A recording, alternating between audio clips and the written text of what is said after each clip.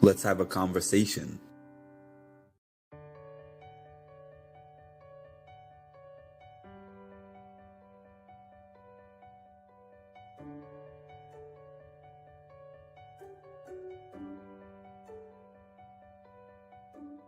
Thank you for having me on. It's always a pleasure to talk to you, and I'm sure I'll see you at one of these events again All soon. time, we got Mark with the Mindful Reality podcast, who I've been a guest on, and it was a blast. Thank you for having me, honestly, and I cannot wait to do it again. We're going to do this again in the future. I just know it.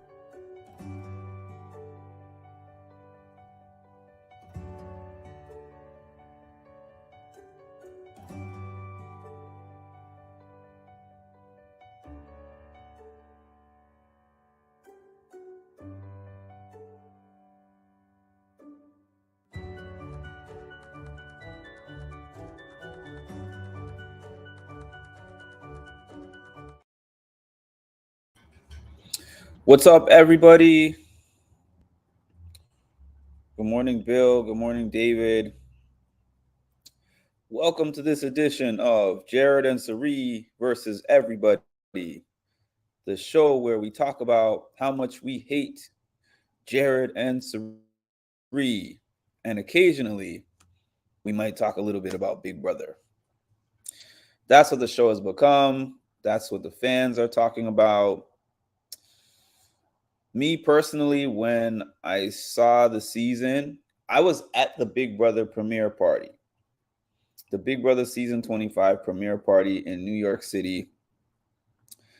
We watched the first episode at this bar, and at the end of the episode, it showed that view of Cirie pouring the champagne, and then everybody was like, "Oh my God, it's Cirie." The bar was shaking with the amount of cheering that everybody was doing in the building. People were screaming, jumping. Everybody in that place, which was about 500 people, I think, something like that, they were very excited that Cirie was on the show. I was very excited that Cirie was on the show. I said, this is a cool change. What's up, Edward? I said, this is a cool change of pace for the show, especially with the season that we had last year, where it was about bullying. It was about everybody ganging up on Taylor. It was a season where they formed a group that was supposed to be an anti-bullying group of some sort. Taylor gets to the end and wins the season, which kind of redeems it for the way that it was looking like it was going to be. Then they try something different. Let's bring on a survivor player and let's bring her son into the game. I thought it was a cool idea. I thought it was a good idea. The intrigue that everyone had in the beginning has turned into a lot of hate, I think. So many people are like, oh, why does she get to be on another show? And why does she get to have her son? It's such an advantage. I hate Cirie. I hate Jared. I hate everything about them. I hate their being. I wish they weren't here. And now we're not even talking about Big Brother anymore. That's the part that bothers me. I don't care if somebody says, I'm a fan of this one, I'm not a fan of that one, I like this person, I don't like that person. I'm rooting for this person to win, and I'm rooting for this person to leave. It is what it is. We all have favorites. We all have people that we want to see win. We all have people that we want to see lose. But my thing is, we're not talking about Big Brother anymore. And that includes inside of the house, the actual house guests, and outside of the house. The house guests in the house are not talking about their strategies of how they plan to win Big Brother, how they're going to do in the competitions. We're not talking about Zingbot. We're not talking about I forgot what that thing is called with the comics, the BB Comics one. We're not talking about OTEV. Everyone is just talking about How do we get Cirie and Jared out of the house? And I've been fighting that for weeks now. I've been fighting that for weeks. But now I'm at a point where I just feel like I almost wish that they were just out of the house so we can see what the other people are going to do with the game of Big Brother, because it seems like none of them are really thinking about that. It seems like none of them have formulated strategies. What are we going to do in the final 7? Good morning, Tasha. Good morning, Betty. They're not sitting here talking about, okay, once we get to 7, this is what we're going to do with this person and this person. This is my strategy with this. If I win, I'm going to put this person on the block. They're just like, how do we get rid of Cirie and Jared?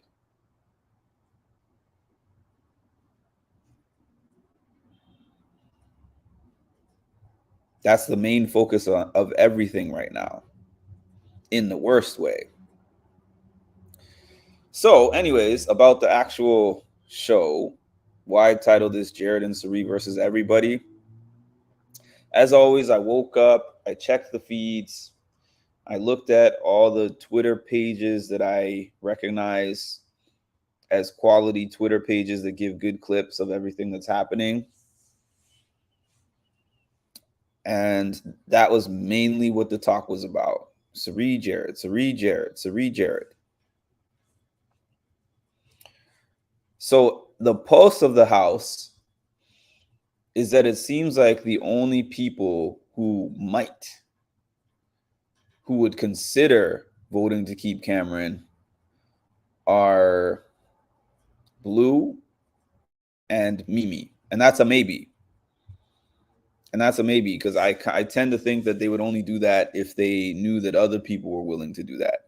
I don't think that if the rest of the house was voting him out, that they would be the odd votes that decide to keep him. And also, in terms of who would keep them next week if they won, the only person that I have actually heard on the camera say, I would not target Jared and Cirie if I won HOH next week, is Blue. Blue was the only one who said that. So statistically, the odds are that we're going to lose one of them on Thursday in the double eviction. Which one? That's debatable, but it seems like more people are saying they want out Jared versus wanting out Cirie, just because they think that Jared is more of a threat to win competitions, which he is. So they're like, we'll get rid of Jared and then we'll get rid of Cirie. That's the general order of what people are saying, unless somehow, some way, Cirie pulls out a win. She keeps telling everyone she wants it. She's going to try so hard for it. I don't know what the next competition will be, but that's the only way that this script is going to get flipped, is if Cirie actually wins HOH. Hi, IJ. Yeah, I think Jared has played a really sloppy game. And now that I think that I'm not saying that Cirie has played the perfect game, but I think that a lot of things that got exposed about Cirie is because of the way Jared has played the game and because of the way they're connecting Jared to her. Now that they see that they're clearly working together, a lot of Jared's mistakes are falling on her too. They're like, hey, even though she's not the one who did this or said this, she was in the room. Even though she's not the one who created this group, she was part of the group. Even though she's not the one who made this particular statement, she was aligned with the person who made this statement. So they're connecting a lot of Jared stuff to Cirie. And I think that Cirie would have done better in this game without having Jared there. Jared is a liability. No matter how many times people try to say he's an advantage. Yes, it's an advantage. Okay. If you're playing like dominoes or you're playing some kind of partner's card game, it's an advantage to have somebody who's working with you, but if they suck at the game, it's not an advantage. So it's an advantage in theory, but not in practice, is what I'm trying to say. Blue said it to Matt about saying that she would not be targeting Jared and Cirie because it's not good for her game. And I think that she also said that to Jag, and she also said it to Corey. Those are the people that I've seen her saying that to. So she said it to the other side. I assume she said that to Jared, but the live feeds have not been showing us a lot of footage of Jared and Blue in the HOH room. So we're not seeing a lot of their one-on-one conversations.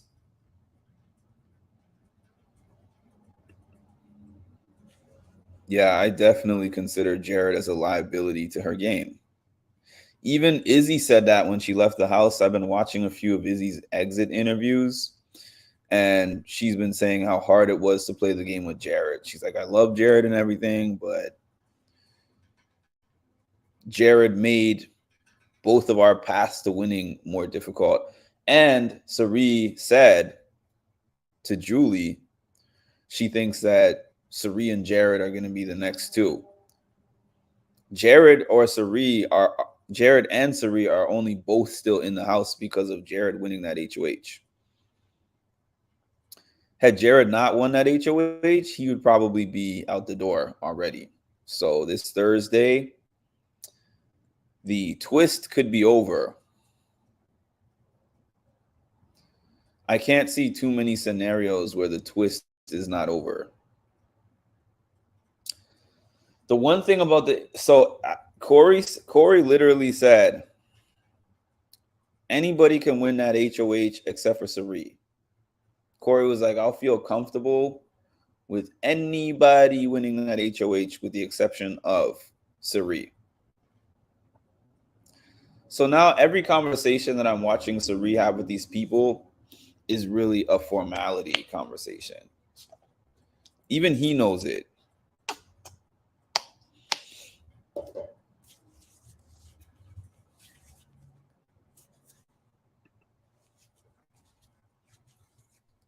Izzy was also a liability. She was the one who armed Corey, therefore arming America with so much info.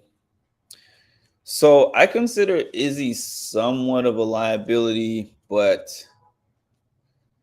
at the same time, I felt like Izzy, she made some critical mistakes, but she also allowed for Cirie to lay low because Cirie was not aggressively going out to get all the information. She would be sitting in the room with Izzy and Jared, and she would be like, I want to know how this person feels about this. And one of them would jump up and run over to the person and talk to them. If I'm thinking about how she would play the game without either of them, I don't know. She would have to play a completely different game than the one she's been playing now.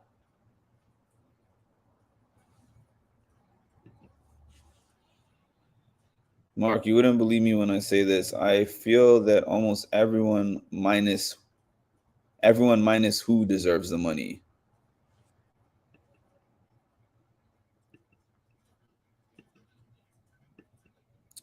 True, Alyssa. So yeah, I mean, once they're out of the game, I would throw all my support behind Mimi. Mimi is already the person who I picked as my sleeper pick to win. She was already the person that I liked the most out of anyone in the cast.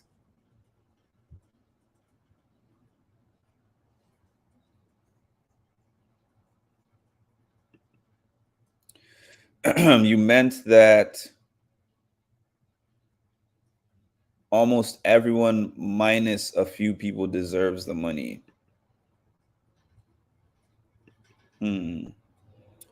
If Cirie wins, she earned. Yeah, I mean, I said this on another one of my lives. People criticize winners and say they don't deserve to win. They got lucky. This person helped them, blah, blah, blah, blah, blah, right? If you won the game, you deserve to win the game. You did whatever you had to do to win the game. Now, if we're talking about, we can rank winners. We can say, okay, these are my top 10 winners, you know, that had the hardest game and the best game. These are my bottom 10 who had the easiest game. We can do that, but a winner is a winner. If you win, I have to respect it. And I always use Josh Martinez. Sorry. I know somebody named Josh Gonzalez. Josh Martinez, I use as an example. He's probably my least favorite winner, but he still won. It is what it is. He earned it. He earned it whatever way he had to. Yeah, I mean, I totally agree with that. I definitely agree with that aspect. And I'm not saying that Izzy is not a liability either. I'm just saying in Izzy's case, I think that she could have withstood the deficits that Izzy provided in her game. And the reason why I say that is because Izzy valued her opinions, unlike Jared. Izzy was willing to listen and learn from her. And also, Izzy would run things by her before she did them. She didn't just come with a game plan of her own and then tell Cirie what she did after the fact. Cirie even knew that. She was like, Izzy is going to handle this in Izzy's way. Is Izzy's way always the best way? No. But she kind of knows what she can expect from Izzy. Whereas Jared will just do whatever and say whatever. Like that whole plan to make up that lie about Jag put the nail in the coffin for both of their games. Josh won because they hated Paul. Indeed, that is indeed it. But you can say that Josh was better at jury management. He was worse at all other aspects of the game, but he was slightly better at jury management, and that's why he won by 1 vote. I didn't like Josh's gameplay. It was terrible, but I'm not going to say that he didn't deserve to win, because if you win, you win. That's it. I'm not the biggest fan of Corey, but if Corey walks away with $750,000, I'll be like, whatever he did, it worked for him. He did the best game out of who's there. That's it. Let him go about his business. Good morning, Chocolate. I had to hop on this morning because I realized that I won't be able to do an episode recap this Wednesday. I mean, today after the episode, because I won't be home. But I had to hop on in the morning to keep my everyday covering Big Brother Live streak alive. I will be on here every single day, of course, barring an emergency or lifing, knock on wood, you know. But if I'm here, if I'm available, I will be on here every day that I can, which hopefully will be every day of the season. Last season, I only covered 1 month and maybe a week, maybe like 5 weeks. People tend to feel like I covered Big Brother from the start of last season, but I did not. I was watching Big Brother from the start of the season, but I've told this story before. I uploaded a video of Taylor eating Lay's. The video was about 10 seconds. I just showed her laying on the hammock with a bag of Lay's, eating the Lay's. I uploaded that, and that video got more views than everything I had uploaded on my page combined to that point. That little video of Taylor eating those Lay's potato chips was more popular than every single one of my mental health videos combined. at that stage. So I was like, maybe I should start covering this Big Brother thing and see what happens. And that's how that went. 6 months of absolute mayhem. My page numbers are just starting to crawl up to that now, but there's no Taylor Hale on the show this season. I'll put that out there. As much as people know Cirie, the numbers don't lie. The type of numbers that Taylor was getting are amazing. I don't want to see a Corey win. Who you telling? Corey the Bugger Eater is not winner material. Corey, after telling America I would never do this on TV and I would never do this in front of my mom, I saw a clip of him yesterday. He was like, America, are you trying to sleep? Or are you trying to sleep? And she actually was trying to sleep, and she went to sleep. I thought that was funny. The possibility of Corey or America winning is horrible. I'd be okay watching anyone else winning. Once Jared and Cirie are inevitably out of this game, I'll be rooting for Mimi fully. I'll be team Mimi fully after that.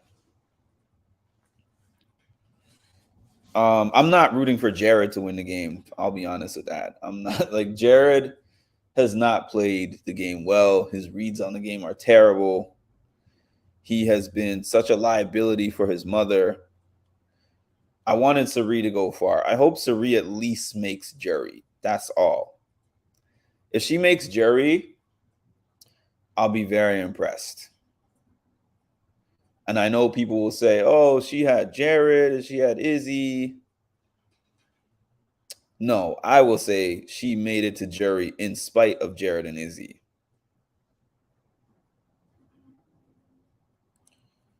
Same.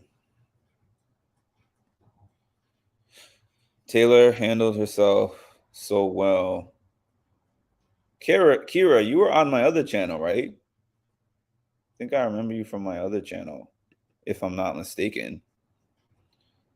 So why is Jag accusing Cirie of bullying? I've had this whole debate the other day, Chocolate. I'm like, the definition of bullying must have changed. Some people are saying because she said to somebody that he looks scary without his turban on. Not to him. She said to somebody else.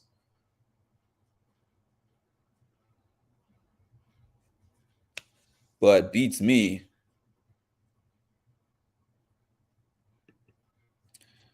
I can't put that up. Not rooting for Jared either. Such a terrible player for sure.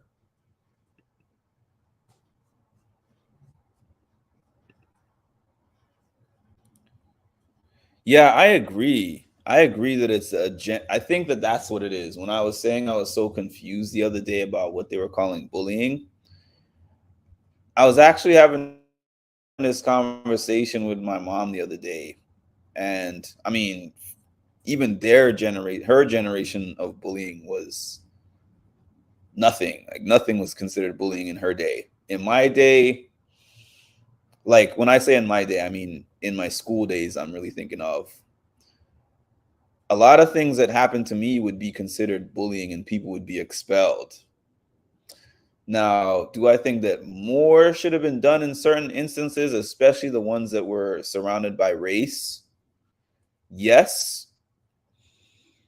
But I think that this is a very sensitive and politically correct generation. You can't say anything to anyone.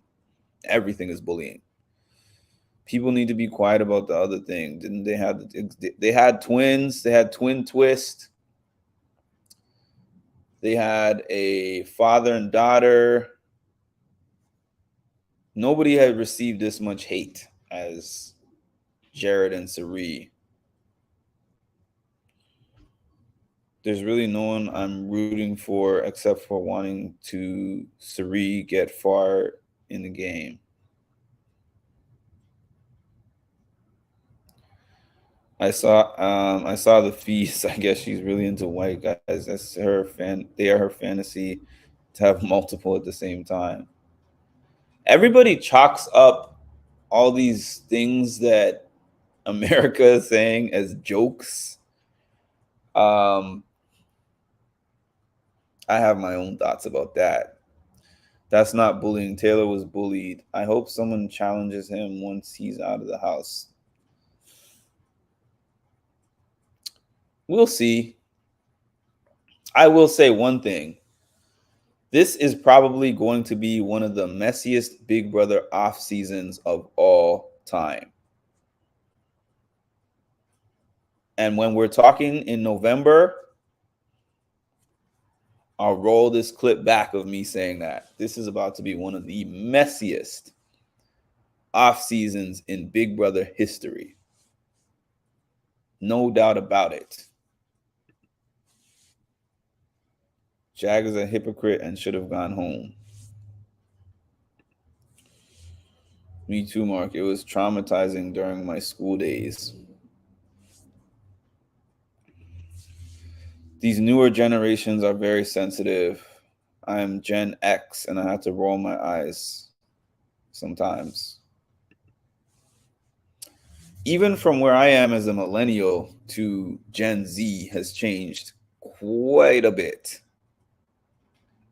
Quite a bit.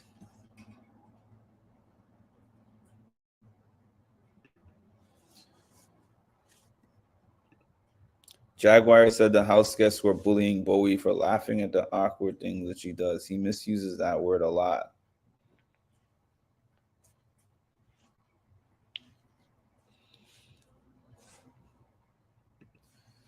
Yep, I wouldn't blame Jared for not wanting to talk to any of these house guests after this season.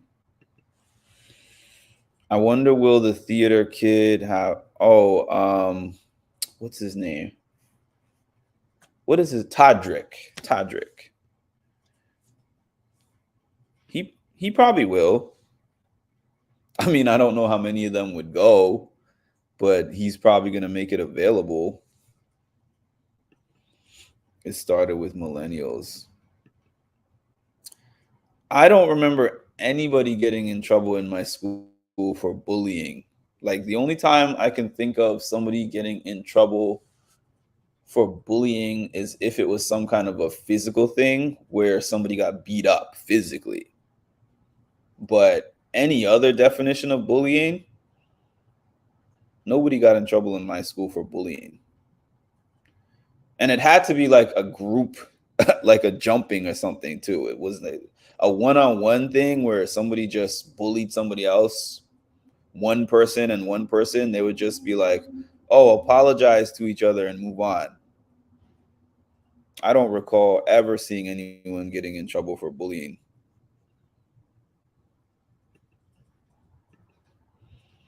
Oh, it didn't send you a notification, Trisha?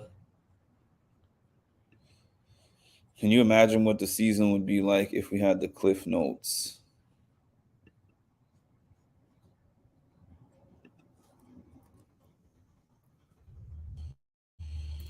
All right, y'all. So thanks to the 30 of y'all that hopped on.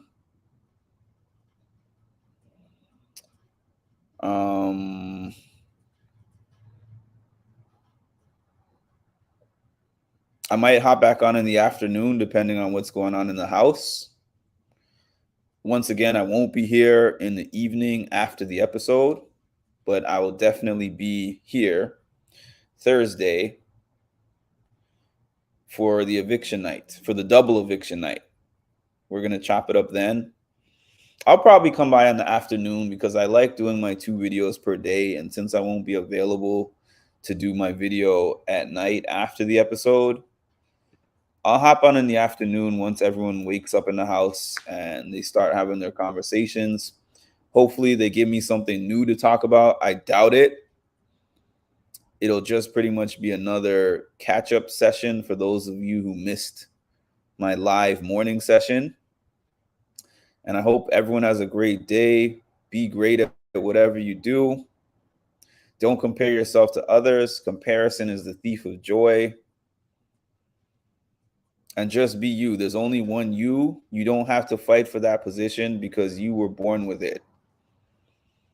And I'll talk to y'all soon.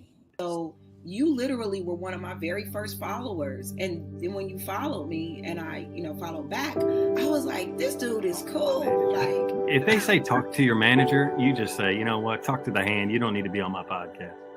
But, yeah, dude. Yeah, you do a great job. Thank you. I always get a kick out of talking with you on Patreon. You have a really good,